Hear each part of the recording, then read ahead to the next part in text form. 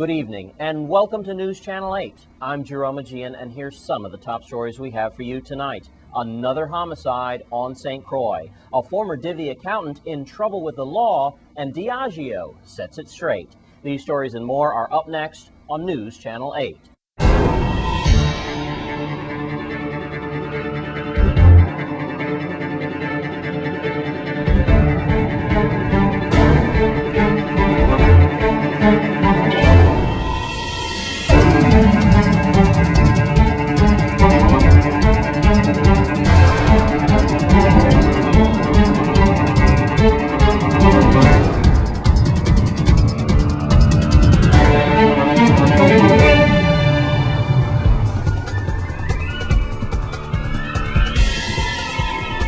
In our top story tonight, it's almost like we live in Dodge City. Another early morning shootout, leaving another young man dead, and another fighting for his life.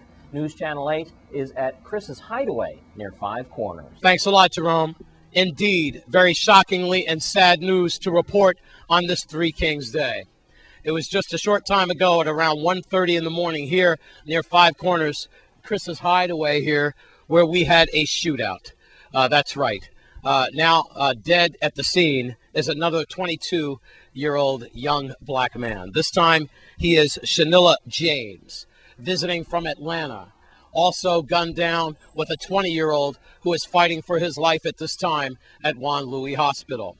So let's take you back in retrospect. In the last 24 hours here on St. Croix alone, we have 3 young black men all visiting from outside in the United States. Akeem Lee from New Jersey, these latest victims from Atlanta, all gunned down. 2 dead, 1 almost dead as he fights for his life. What is going on in our territory? Where are the weapons coming from? Why are young black men losing their lives at a record time? I have to tell you, this reporter is in shock this morning. I am stunned. I just cannot believe that we are looking at a second homicide in just a short period amount of time. It could possibly be 3 homicides before this report airs to you tonight. I just got off the phone with 20-year-old Akeem Lee's grandmother. Now, you might remember when this report first happened in Frederickstead, Deputy Police Chief Hal and I reported that he was 20 years old. Chief Benta then said he was 26. I kind of led with the chief. We said he was 26. The grandmother just called me back a few minutes ago, obviously still in shock. She cannot believe that her grandson is dead. She told me, Wes, you need to straighten up a few things. Number one, he was 20 years old.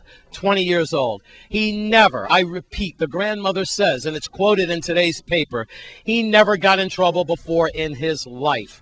And remember I reported that he had a gold chain on? Well, we were right about that. He had at least 2 gold chains around his neck. He had a watch and also a cell phone. All those things were stolen from young Akeem Lee. We understand he was under the arc at food stamp waiting for a ride from one of his parents. Now, I also have to tell you the other side of the story. The fact is that none of these victims' families has ever come to this reporter and said, my child is a bad child and I'm glad he's dead so he can't hurt anyone else. Folks, it's as simple as it really is.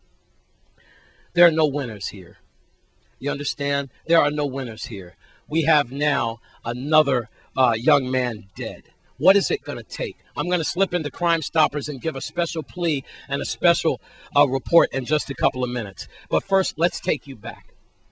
It was around 1:30 last night then here at Chris's Hideaway where we had 2 people here involved. Actually, more than 2. We had a shootout right here. I'm going to take you in back of the cameraman now and show you the hole in this headlight here that was involved in the shootout here at Chris's Hideaway, just like it was in Dodge City. See that? That is the gunshot that went through here. This truck was parked here overnight. So we have the perpetrators, I guess, coming from the street. We have 2 men on the balcony then at Chris's Hideaway, being the young men who are visiting from Atlanta, right? We have 22-year-old Shanilla James and another young man who is fighting for his life at 20. They returned fire. Obviously, that's why you've got the shot inside of the headlight here in the truck. So we have a gunfight here, leaving 1 dead, 1 fighting for his life. What is it going to take to stop the guns from coming into our territory? What is it going to take for the grandparents and the parents in our territory to really look at what's going on with our children. Not everyone can be an angel.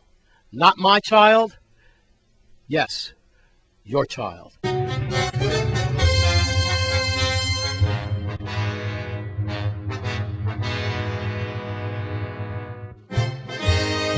Now we're going to get into Crime Stoppers, and it's not a normal Crime Stoppers. I'm going to have a plea in the territory to get the guns off the streets. First, I want to tell you about 15-year-old Ania Constance. You remember her?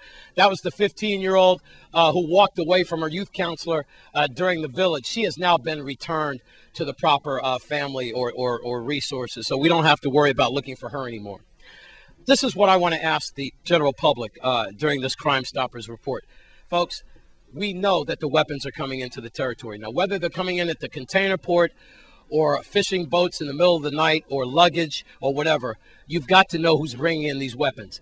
Like Angela Davis said in college, you know, if they come for me tonight, they're going to come for you tomorrow. Folks, all I can say is that these are serious times, and that the only person that can definitely be benefiting out of this is the undertaker. I mean, we are seeing deaths by the numbers. Jamaica's already approaching 15. Down Islands has problems. We already broke our homicide record from last year, and now it looks like we're on pace to do that again. This reporter, time and time again, has come to you in the community to ask for help. And a lot of times it's not for myself. One of the last times I did this was to save the Boys and Girls Club here in the Virgin Islands, and you did that. Well, now I'm going to ask that you stop the weapons from coming in our territory. If you know who's selling weapons to our young black men here in the Virgin Islands, then you are a part of the problem. Like Novell Francis says, the commissioner, if you're not part of the solution, you must be part of the problem. How can you sit down at dinner tonight knowing that you are selling weapons to these young black men who are killing each other on a daily basis? It's got to stop. Homeland Security, where are you?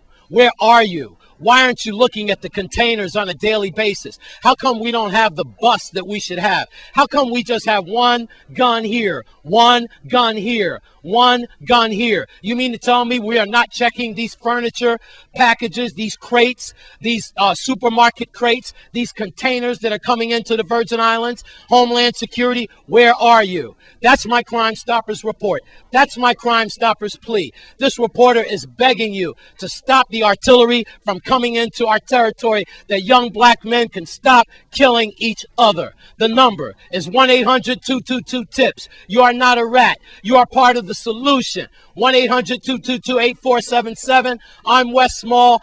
Do something before you yourself becomes a victim.